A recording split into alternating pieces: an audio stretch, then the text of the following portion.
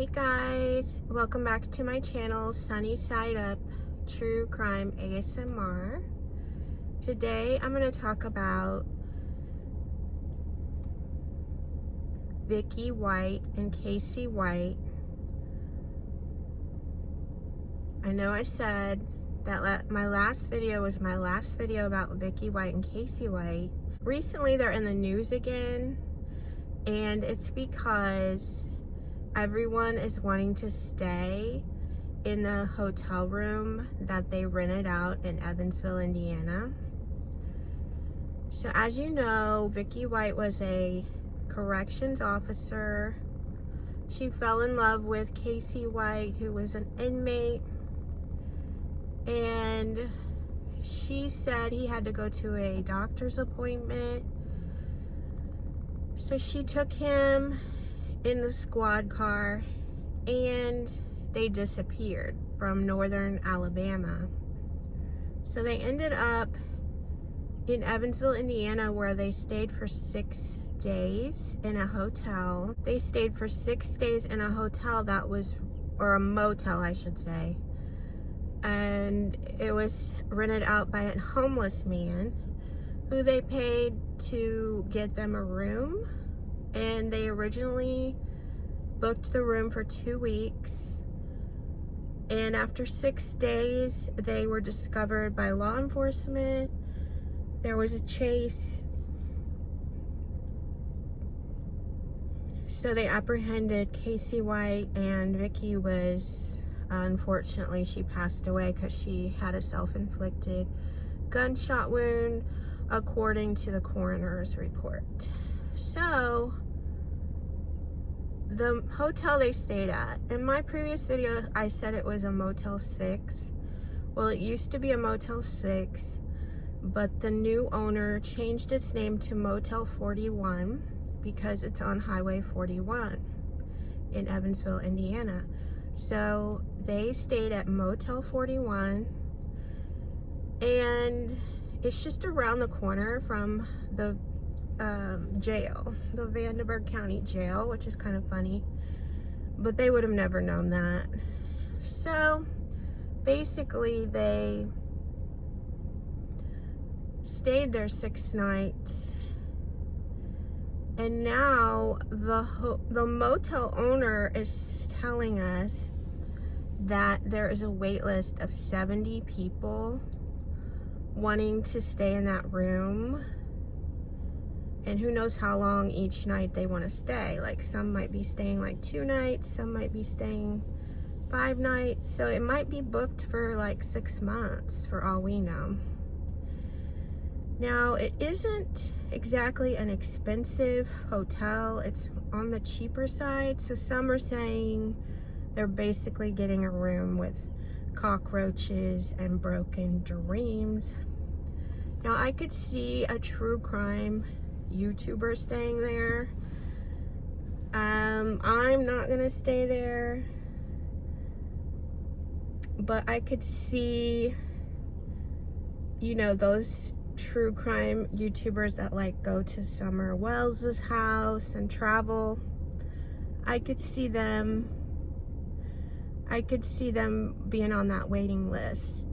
So they'll probably, if there is not already, there's probably going to be a video of somebody staying in that motel room. Now, of course, Vicky was living her best life while in that motel room. She was with the love of her life. And he, of course, was excited because he was out of jail. So they probably had many good times in that motel room. But I was just thinking of how much stress it would be to be on the run. I don't know that I would ever be able to let my guard down and actually have a good time. But I think because they were in Evansville for 6 days and nobody noticed them, they might have let their guard down, been more relaxed. And I think when they were caught, they were probably actually just going to get something to eat, drive around like they probably had no idea the cops were onto them. And of course, the car wash guy, the guy that first noticed them on surveillance and first noticed their car, that was the big tip that got the ball rolling, so to speak. But in the long scheme of things, he gave the tip, but the U.S. Marshals, the sheriffs, the police, you know, they're the ones that used their expertise and actually caught the guy. So of course, all of it is a group effort. The tip is very important though, so I do think he should get an award, the reward money from Alabama. Now, Alabama, from what I remember, the reward was for details leading up to the arrest or capture of them. And, you know, the car wash guy did give the details that led to their capture. And of course, the U.S. Marshals, the sheriff, the cops, they can't get reward money. But hopefully he gets something, especially since he's all over the news. Who's to say, like, Casey White is upset that they were caught, and he finds out that the car wash guy is the one who ultimately was responsible for them being apprehended. And, you know, he could send some of his buddies to do something to the car wash guy. So he really put his life on the line, calling in that tip. Of course, he didn't have to do all those interviews on the news. So would you guys want to stay at Casey and Vicky White's motel room? I would maybe want to see it. I wouldn't want to stay there. But I mean, it's kind of sad. Like, the whole story had a sad ending, like with Vicky passing away. So I really wish she wouldn't have ended it that way,